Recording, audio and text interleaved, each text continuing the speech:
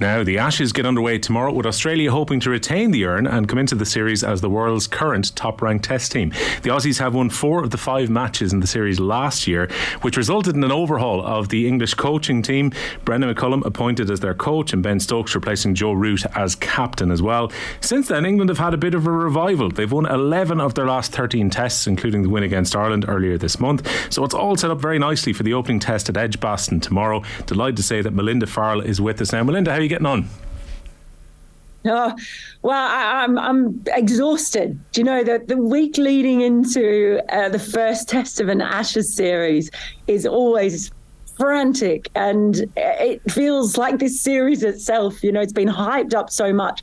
I confess I've not looked forward to an Ashes series ever as much as this one, and so this week it really is. But all the talking has now pretty much been done, and it's one more sleep. It's basically Ashes Eve, and I do feel like a little kid waiting to open up all the presents tomorrow morning. Well, I did try and capture it in the intro how exciting it is with the form that these two teams are in. So Australia, on the back of their win against India, have been incredibly consistent at test level, and England have had this revival in the last year when it was all doom and gloom after the Ashes series in 2022, and they've fired into form, and it seems that in Stokes they've got a really good captain as well. So in theory, even for those who aren't rooting for Australia on one side or England on the other, if you're a neutral fan looking to sit down over the next 4 or 5 weeks and watch this test series, this is beautifully set up. Oh, it couldn't be set up any better, I think, mostly actually because of England and the way they lost that test series in Australia, as you mentioned, that 4-0. It was a miserable time for England. They were down and out. It was through COVID. Everything just went wrong for them, and it was a really miserable series. They just looked totally beaten down. And then since Ben Stokes and Brendan McCullum took over, the revolution really, as it's called, Bazball, the nickname that's been given to it, which they don't really like, but you don't choose your own nicknames. That's how it works. It's been so incredible, and all the way along throughout this period, They've played this aggressive style, fearless style that has just been a joy to watch. And each step along the way, the question has been, but can they do this against South Africa? Or, but can they do this in Pakistan on flat pitches? Can they do it in New Zealand? And each time along the way, this way that they're playing works. They make decisions, and Ben Stokes as captain makes decisions that just defy all conventional cricket wisdom, and it has worked so far. So now the question, of course, is can they do it against Australia? And this is a really good Australian team. I think their bowling attack is stronger than it was in 2019, that drawn series over here, that when Australia retained the urn on that occasion. So in some ways they look stronger, and you couldn't have actually set it up better. I'm just praying that the series itself is as exciting as we're all hoping it will be. I've no doubt it will be. Now, I look at the way that England's newcomers have been working out as well, and unfortunately Ireland were the testing ground for England just in the final, tuning up ahead of the Ashes, and England were very impressive over the last couple of weeks. And I look at players like Harry Brook, also Ben Duckett at the moment. You've got Ollie Pope, who got 205 against Ireland during that series as well. You look at Duckett's, very impressive. So his first 19 tests, he's hit over 800 runs. So some of these players who've come in to play under the new system are actually rewarding the coaching team for giving them a chance as well. They are, and a big part of the philosophy of Stokes and McCullum is instilling confidence, backing the players, removing the fear of failure. That is a real key to it. And if you think about it, if any coach in the world could actually successfully bottle the formula of removing the fear of failure, well, they'd make a fortune. But even if you look at all of us in life, gosh, what would you do if you had no fear of failure? What would I do? There's so many things. And I think that's part of what's made it so exciting. But you mentioned a couple of those new players. It's going to be really interesting because Harry Brook and Ben Duckett, this is their first Ashes series. So it's Australia's first look up close and bowling to these guys, and it's their first opportunity to test themselves against what is an outstanding fast bowling attack in particular for Australia. And I think as well you have to take the occasion into account. So if you're stepping out at Edgbaston this week or later in the series at Lord's or at Old Trafford, and it's an Ashes and it's a meeting of the two old enemies and the biggest rivalry in cricket, that brings a different pressure compared to playing in series in the middle of the year, realistically. It certainly does. And sometimes you see a ball, I mean, we've seen sometimes a first ball can set the tone, if you like, for a whole series. So I would expect it could be very interesting right from the start. And there's so many different subplots and narratives sort of throughout this as well.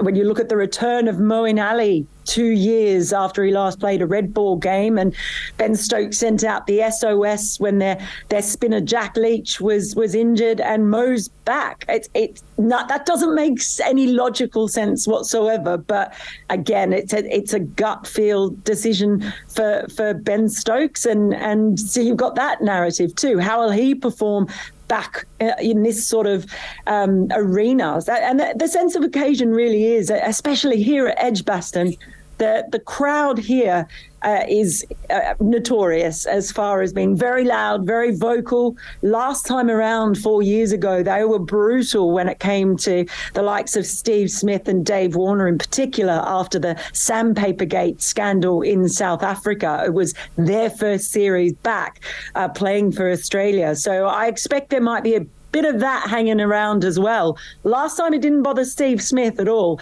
He had this protective bubble that was truly a fortress, and he just shut all of it out and didn't seem to hear a single word of it. So he's a good one. He's one who handles the pressure of the occasion very well, but it is a notch up, and those players who are able to thrive on it but also block it out when they need to are the ones who may fare best. I would suggest if you're the type of veteran player who's willing to bring sandpaper into a series to try and rough up the ball, you're not going to be too concerned about a few boos coming during a match. You're probably going to, I would say, channel that in the most positive way possible, which is, here we are, the English fans don't particularly like us, let's go out and retain the urn again.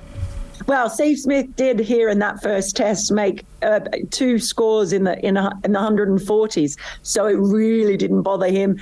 He was player of the match at the end of it, so it definitely, I don't think, will be fazed by that. England say they've got, they're going to bowl differently to him this time.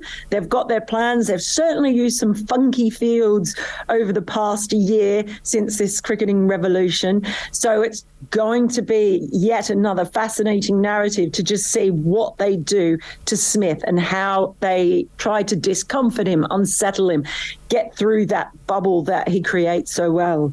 You mentioned Moeen Ali coming back in because of Jack Leach being out, and I kind of looked through the squad here, and Root, maybe Dan Lawrence can spin a little bit, but I think it'd be fair to say that they're not dedicated spinners, or they're not maybe who you'd want as your first choice spin attack. So you can kind of understand why they would go back to Moeen Ali despite his time out of the test team, because they're going to need something to try and balance their spin attack here. They definitely will, and Joe Root certainly will. I'm assuming he'll probably bowl some overs at some point in time, and he's quite a useful part-timer, and sometimes has that knack of just getting wickets when you might not be expecting it. Moeen Ali, it was quite amazing. In this very room where I'm sitting at the moment, he gave his press conference a couple of days ago. I can't think of any other player in the world, any other bowler who would be so honest as to sit up there and say, well, I've never been holed up and able to hold up an end in my whole career. So he knows they're going to come for him. But he's not there to hold up an end. He's probably there really to take wickets and be more attacking. So then how England sort of cope with Australia going after them, it could backfire on Australia. It's happened in the past when players have gone for Mo and have paid the price. But it's just incredible for him coming back. And there has been some criticism that there are all these players in the county game who the spinners plying their trade who haven't been called up. There is someone, like a Liam Dawson or a Dan Lawrence who've been in the squad and have been overlooked for the 11. But it is Ben Stokes' gut feel, and he obviously trusts Moeen as well, and feels that he could send that to him. It was amazing. Moeen Ali said himself, he hadn't heard the news about Jack Leach, and he got a text message from Ben Stokes that just said Ashes ? He thought he was joking, and he replied with an LOL. Honestly, I think if you could get a screenshot of that text exchange, it should hang in the Louvre as a great work of art, because that is absolutely brilliant. I think if you're Moeen Ali, you might think that might have been a question saying, are you coming down to watch the Ashes, as opposed to, do you want to be part of the squad here last second before it gets underway? I mean, the other thing as well is you look at Australia's form coming into this, and it's really good. They've won 6 of their last 10 tests, haven't lost to England since September of 2019. That was that defeat at the Oval. And then they're just after beating India really comfortably in the World Test Championship final just last week. So their recent form is good, and their form even since the Ashes last year has been pretty strong as well. Very strong. They just had that tricky tour in India, which is always going to be very difficult, going over there and playing those 4 tests. So that was obviously a bridge too far for Pat Cummins' side.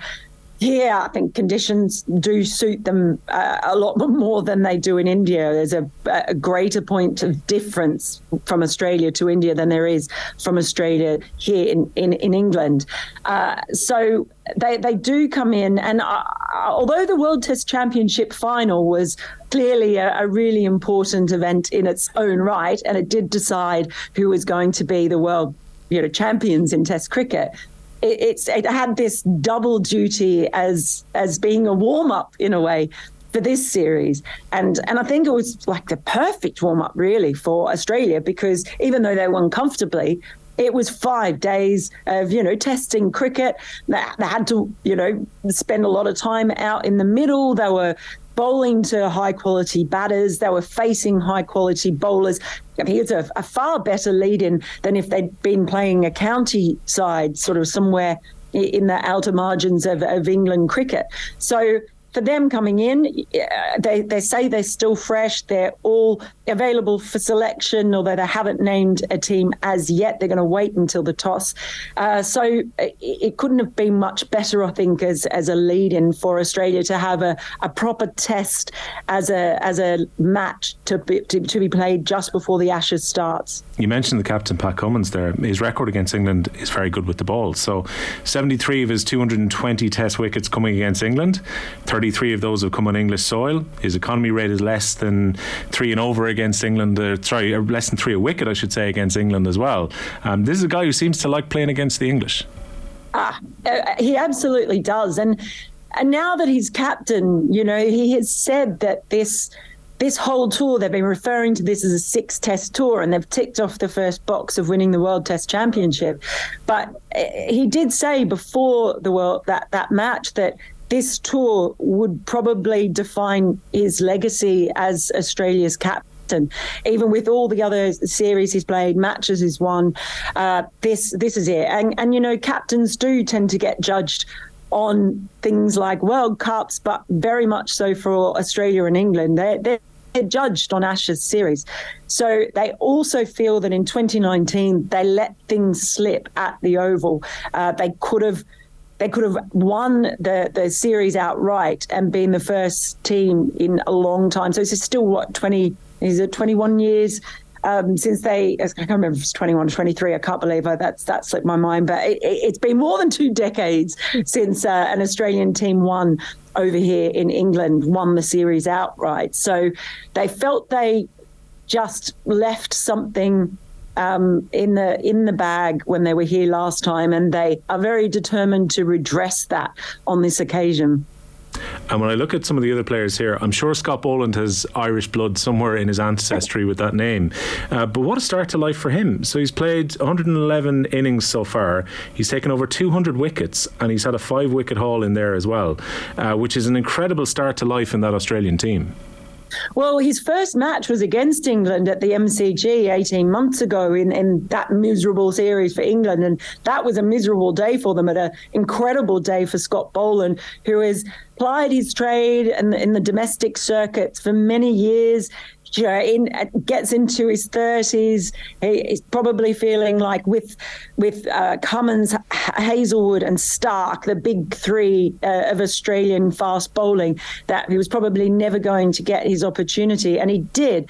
And taking 6 for 7 in that innings, it was just incredible. He had the whole MCG rocking on that day. And what he has is the ability to come in and bowl these wicket-taking spells, or even wicket-taking overs, where he takes more than one wicket in an innings. And we saw him do that in India, and his ability to do that just means he can change the flow of a game so quickly, and it can be a point in time that then, I guess, diverts a game and defines how the rest of that match will go. So we don't know if he's going to play in this first test yet. It's pretty much 2 out of the 3 of Stark, Hazelwood and Boland, along with Pat Cummins. It's probably that you'd say Pat Cummins wants to play every test, he has said, in this Ashes series. It's all being played within a space of 6.5 weeks. So that's really taxing for the quick bowlers. So it's every chance that maybe none of them will actually play all 5, and we will see a rotation. So I'm sure Scott Boland, if he doesn't get his opportunity at Edgbaston, will get it somewhere else. And he's averaging less than 15. It's just astonishing. Bit unhappy, I think he is, because he was averaging under 10 for quite a while. So he wouldn't mind getting it back down there. It's a great story, and Australians are very delighted for him. We're almost certainly going to see a landmark unless something remarkable was to happen with Steve Smith. So he got a century against India in the first innings in that ICC World Test Series, and he's only 53 runs away now from going to 9,000 runs. So I think it will happen against England over the next few weeks, and he'll become just the 4th ever Australian to do so. He'll move up into the top 20 in the ranking of runs of all time as well. So I'm sure he's going to get a nice reception from the English fans whenever that inevitably happens over the next few days.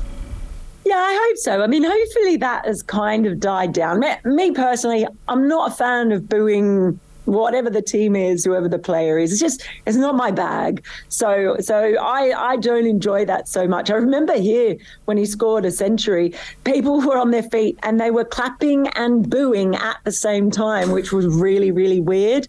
But I may have died down a little bit. I'm not sure, but it's hard to deny that since coming back, you're never sure when a player spends that amount of time, as he did when he was banned, out of the game. You're never quite sure if they're going to be the same player when they come back. And actually, that series is probably his best series. And that first Ashes test, when he got those 2 big hundreds, I mean, he said that was probably his favourite match because of the circumstances and it being his first game back for Australia. So I think he's got good memories here, and I know he's hoping that he can have a similar impact on Australia's fortunes. Yeah, Ben Stokes close to a big record as well. He's 6 wickets away from following in the footsteps of Ian Botham in this series too, because he'll have hit over 5,000 runs for his country in Test cricket and also taken 200 wickets, which is a very unique achievement to be that good on both sides of the ball. And there's 2 bowlers there who've got massive experience and have been a thorn for Australia over the years in Jimmy Anderson and Stuart Broad. One of the guys I think was saying in the office recently that Anderson is now closing in on records from the 1930s going into this, but the 2 guys there went past Glenn McGrath and the late great Shane Warne back in February as well, when they took over 1,000 wickets between them on combined teams. So that just goes to show how good both Anderson and Broad have been as a combo bowling for England together. Yeah, they have. And actually, it was interesting to see them both included in this test, because I wasn't necessarily sure if they would, or if they would plump for Mark Wood, just because he's got extra pace, and that's a bit of a point of difference. Although Ollie Robinson, Jimmy Anderson and Stuart Broad are all slightly different, they are all right arm seamers. So it's, and obviously Jimmy is one of the best exponents of swing. Really, they all are for short broadies. You look at all of them. They have so many weapons in their armory. But that has been one of the questions, whether it's something that England are lacking, someone to be that enforcer, to come in and shake things up, to put batters on the back foot. We saw Travis Head was in brilliant form against India, and the only time he was troubled was when they bowled short and fast to him and bounced him. Do England have the bowling attack to be able to do that? Does Ben Stokes do it himself, or does he ask one of the others to try and, bring in some bumpers and try and discomfort whenever they feel that is necessary? So it's going to be interesting to see how England cope with rotating their own fast bowlers as well. But at the same time, you can't quibble with Robinson, Anderson and Broad. That's also a pretty canny lineup with, as you say, so many wickets between them. And Jimmy Anderson, I mean, he looks as fit as ever. I swear he's cricket's Dorian Gray. There is a picture hanging somewhere in a basement of Jimmy Anderson, and it's all wrinkled with the teeth falling out and all the muscles withered away. There has to be, because he just looks as good as he ever has. And I was going to ask you about Joe Root, because last year I actually thought he batted reasonably well in Australia, but he paid the price with the captaincy because of the way the series went in a more general sense. But I remember watching some interviews with him once he'd been taken over by Ben Stokes as captain, and Root was saying, look, this gives me an opportunity to focus on my own play. It's about how I'm going to bat from now on. And the last year his batting stats have been pretty good. Yeah, watching Joe Root in Australia, I remember watching him in Sydney when he was sitting out in the middle of the pitch and he had headphones on and he was just listening to music, and he just looked so forlorn out there in the middle on his own. And I think the thing with Joe Root as a captain, he's actually quite a caring person and a caring captain. You see it in a lot of interactions with everybody, actually, with fans, with players, even with people in the media. And sometimes I guess the thing about caring so much is you can become careworn.